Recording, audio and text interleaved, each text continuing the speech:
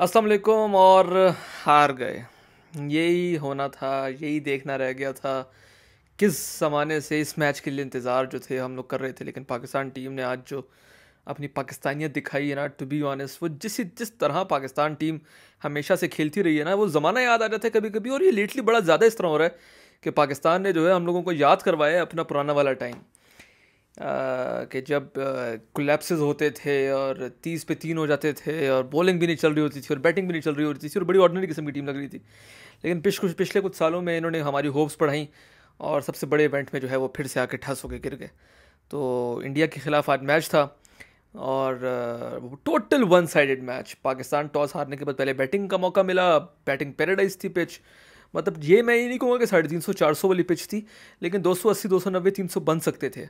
और पाकिस्तान के ओपनर्स ने एक स्टार्ट दिया, फिर वो जब आउट हुए तो उसके बाद बाबर आजम और मोहम्मद रिजवान की पार्टनरशिप लगी। Babar Azam scored 50 and he looked good, लेकिन फिर वो सिराज की बॉल पे आउट हो गए और फिर 49 पे आउट हुए हमारे रिजवान साहब। और 150 पे हमारे थे 3 आउट, 2 आउट थे एक्चुअली। 154 पे थे, 152 पे। और उसके बाद अब आप सोचें, 150 पे 2 आउट तो हम लोगों को लग रहा था 300 तो कहीं नहीं गया। और 190 पे पूरी की पूरी टीम आउट हो गई। मतलब 40 स्कोर पे पूरी की पूरी 8 विकेटें हमारी गिर गई। और one of the greatest collapses in the history of Pakistan cricket team in my opinion, इतने बड़े स्टेज पे। लेकिन यह है कि बड़ा ही अफसोस हुआ। और 190 का टारगेट था और 30 ओवरों के अंदर अंदर इंडिया ने वो टारगेट चेस कर लिया। Rohit Sharma the hitman looked in form, अच्छा उन्होंने खेला और बहुत ही ऑर्डिनरी बॉलिंग भी हमारी लगी, बहुत ही ऑर्डिनरी हमारी बैटिंग लगी। तो इस पर अब बंदा तबसरा भी क्या ही करे। मतलब इतनी बड़ी बड़ी बातें हम लोगों ने की थी, कसम से मैं खुद अपनी वीडियोस में बोलता था कि 50-50 चांस है और ऐसा वैसा।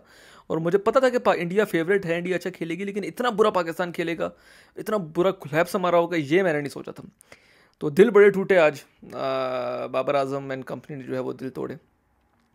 लेकिन यह है कि बाबर आजम की जो स्टबननेस है अपनी टीम सेलेक्ट करने में, जब उसने बात नहीं मानी और उन्होंने अबरार को नहीं डाला और किसी एक्स फैक्टर को अपने टीम में नहीं डाला और अपनी उसी टीम के साथ गए जो कि टोटली आउट ऑफ फॉर्म थी, एशिया कप में हमें नज़र आ गया था। तो अगर तो ये टूर्नामेंट बुरा गया तो ये this will cost Babar Azam his captaincy in my opinion, क्योंकि एक तो ऑर्डिनरी कैप्टनसी उनकी अपनी फॉर्म भी नॉर्मली है। और जिस तरह से वो इंडिया से आज हारे हैं, तो बड़ा अफसोस हुआ इस बात पे आज। वैसे टू बी ऑनेस्ट मैं आपसे ही बताऊँ, बहुत ही बुरा खेल के हारे। थोड़ी फाइट भी करते जिस तरह T20 वर्ल्ड कप में की थी, तो पूरी कॉम पीछे खड़ी होती, लेकिन इतने बुरी तरीके से वन साइडेड गेम हारे हैं कि बंदा इस पर अब कह भी कह सकता है। तो एक वन साइडेड गेम हारे, इंडिया डिज़र्व करती थी जीतना और वो डिज़र्व करते थे जीतना इसलिए क्योंकि उनकी परफॉर्मेंस बहुत अच्छी थी। और इंडिया जो है वो, एक तो हारे, इंडिया ने हम लोगों को हराया पहले, तो उस चीज़ का अफसोस। दूसरा, इतने बड़े मार्जिन से हराया कि माइनस में हमारी चलेगी नेट रन रेट। और ये सब टीम एक दूसरे से खेलेंगे तो ये चीज़ जो है वो काम आएगी। तो इस चीज़ का अफसोस जो है वो है कि अब नेट रन रेट भी आ गई है। कल इंग्लैंड अफगानिस्तान है, कंपेटिटिव टूर्नामेंट होने वाला है। तो पाकिस्तान को अब अगले अपने सारे मैचेस जीतने पड़ेंगे। ऑल्दो मैं मानता हूँ कि आगे टूर्नामेंट अभी पड़ा हुआ है, गेम हारने से इतना बड़ा इम्पैक्ट नहीं पड़ेगा, लेकिन एक तो जिस मैग्नीट्यूड का गेम था वो, world cup, India versus Pakistan, streak की बात हो रही थी कि आज पाकिस्तान तोड़ेगा। और दूसरा ये था कि इतने बड़े मार्जिन से हारना जो है ना, वो हमारे लिए प्रॉब्लमेटिक होगा। तो इस चीज़ का अफसोस है। लेकिन अब तो जो होना था हो गया। अब बहुत कुछ सोचना पड़ेगा कैप्टन को, थिंक टैंक को। और I guess captain is the think tank इस टीम में। देखा जाए तो कैप्टन की टीम है, वो लेके आए, उसको सोचना पड़ेगा।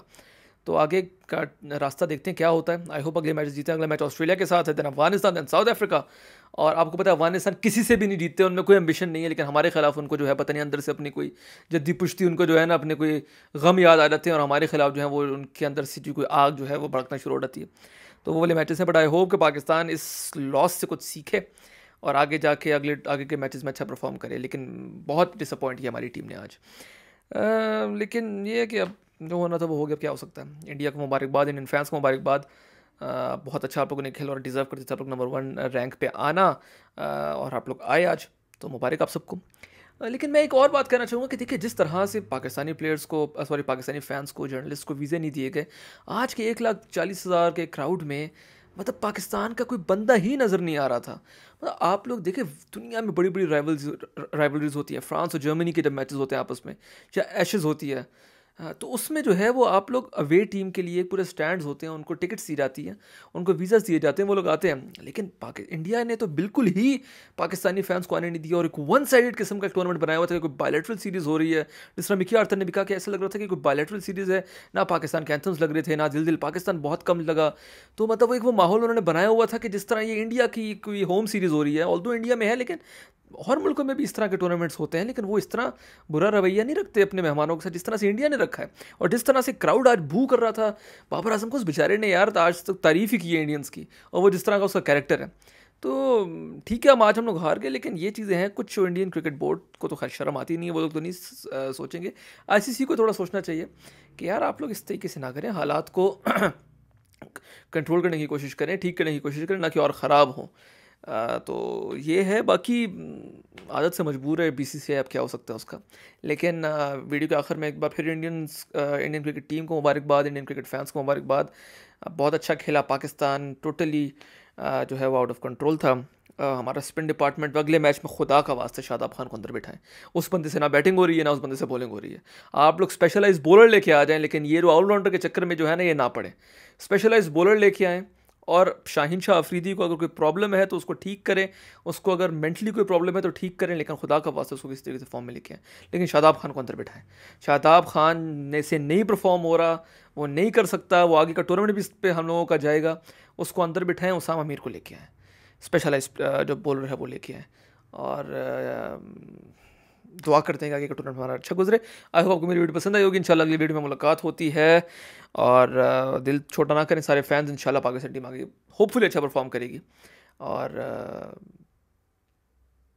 अफसोस ही कर सकते हैं आज के मैच पे, और कुछ नहीं। बहुत शुक्रिया।